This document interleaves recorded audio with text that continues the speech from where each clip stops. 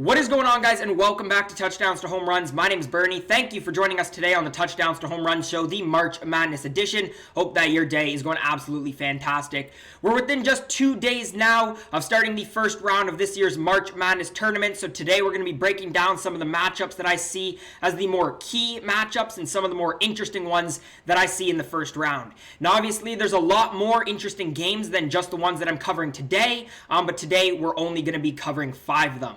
But let's get right into it. And the first one that we have is actually the second game on Friday, which is Arkansas versus Colgate. And I know a lot of people like this one as a potential upset pick.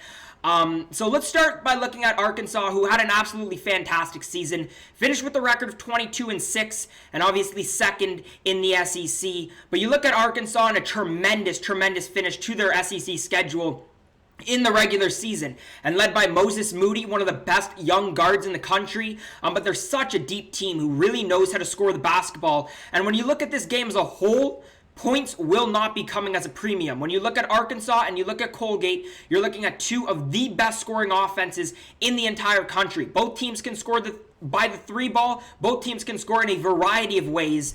And particularly, both teams are in the upper end in the country and playing with the fastest tempo. So points will be coming at, or will not be coming at a premium. Let's flip over to Colgate, who finished obviously first in the Patriot League. Now, something that you really got to look at when you're looking at Colgate and sort of the way that they played through their schedule is, yes, they blew out essentially every team that they played, but the Patriot League didn't start playing until 2021 hit.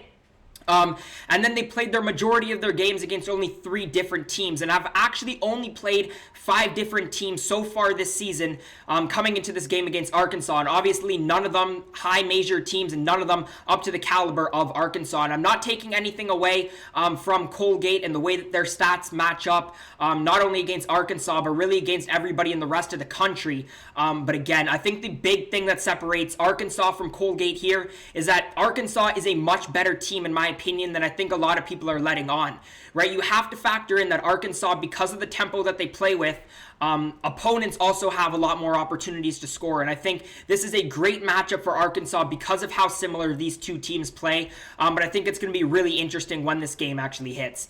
The next one that we have is one that I covered in my sleeper video, but we're going to cover it again, and that's Ohio versus Virginia. You look at Ohio, 16-7 in the MAC, winning the MAC, which put them in over Buffalo and Toledo, some really good teams that Ohio beat in that conference tournament. And I actually would have had a sleeper team coming from the MAC, whether that was Marion Jackson and Toledo over there, the best player in the MAC, or potentially Buffalo as well.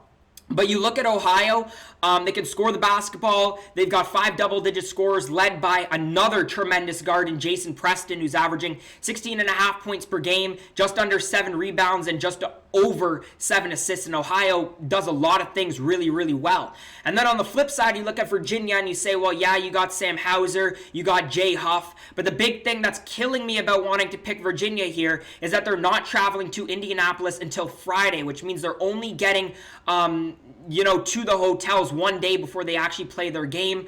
And obviously, we know that we don't really know who got hit by the pandemic. We don't know who tested positive, and which players have been able to practice, which are all variables that are going to factor into the overall outcome of this game. But I still think when you look at Virginia, you look at Bennett, their head coach over there, and a guy who really knows how to settle down his team and get them prepared for a game. I mean, they went from losing to a 16 seed in 1 year to winning the national championship the next year. So Virginia, will definitely still be a handful for Ohio. But again, I would have had Ohio as a sleeper team regardless of sort of the positioning of Virginia. So this is definitely one to watch, I think, particularly to see how Ohio comes out of the gate and if Virginia, is really cold out of the gate. Another one, 8-9, potentially, in my opinion, the best 8-9 matchup that we have, which is LSU versus St.Bonaventure. You look at LSU and what a run they had in their conference tournament, almost winning the SEC conference tournament with a record of 18-9 over the course of the year.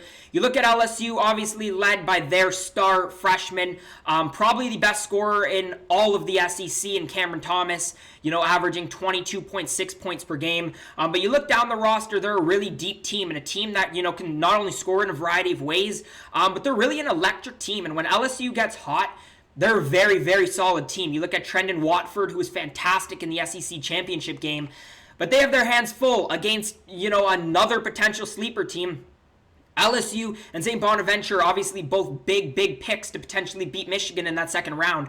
But you look at St. Bonaventure, Kyle Lofton, 14.6 points per game. They also have 5 double-digit scores, a team who shoots the 3-ball really well. And one thing I like about St. Bonaventure is, they're really good in terms of defensive efficiency. And those type of teams always seem to do good come this March Madness tournament. So St. Bonaventure really seems to be made for March Madness. They're led by their great guard play. I really like both of these teams. Next up, we have BYU versus the play-in winner of Michigan State versus UCLA. For the purpose of this video, we're just going to say that the winner of that game is going to be Michigan State. But when you look at BYU, 20-6 record, probably within 5 minutes, of winning the West Coast Conference Championship, because they were leading for the majority of the game, and half of their losses did come against Gonzaga, which is not bad at all. And you take those out, and all of a sudden you're at a 20-3 record. They're led by some really good senior guards. They're also led by one of the most talented forwards, in my opinion, in Matt Harms. And they're a really good team. I've watched BYU a few times this year. They're right up there in 2 of those games, I think, against that very talented Gonzaga team. So I really like their chances to not only beat this 11 play-in winner, but also, potentially beat Texas down that line and make some real noise, potentially later on in this bracket. And then on the flip side, you look at Michigan State, and I really didn't like this draw for them against BYU, because I like both BYU and Michigan State as sleeper teams. But you look at Michigan State, a team that preseason was a top 5 team, led by obviously Aaron Henry. You got Joey Hauser, Joshua Langford, Rocket Watts. But what I really like about Michigan State is you look at Aaron Henry as one of the few players, in my opinion, that can really take over a basketball game in this tournament. And even though he's, been really inconsistent at times this year, Aaron Henry is a guy who can take over a game if he gets hot. And obviously you got Rocket Watts, who's really struggled as of late, but him as well. Hauser, Langford, these are guys that could get hot in the tournament because they were supposed to be good really all season. And obviously coached by one of the best coaches in college basketball in Tom Izzo. The final game that we're covering today is another very good one. It's an 8-9 matchup with Loyola Chicago against Georgia Tech. Loyola Chicago, 20-4 record. They've had a great season. And again, you look at really similar to what we were talking about before. They're one of the best teams in the country in terms of defensive efficiency, which always seems to do really good come the March Madness. You're looking at Cameron Krutwig. You're looking at Lucas Williamson there. They're a really deep team. They don't really score the basketball very well, but it's the defense that wins it for Loyola Chicago, and it's going to be a big test for Georgia Tech, who's coming off just a tremendous stretch at the later part of the season, 17-8 record, but they finished the ACC, obviously, with tremendous play. Moses Wright, Jose Alvarado, they got 4 double-digit scorers over there. They shoot the 3-ball pretty well, and they perform very well against ranked teams. So, when Georgia Tech has it, which it looks like they have at the back end of the season, Georgia Tech is a very dangerous team, and definitely more dangerous than just a 9 seed.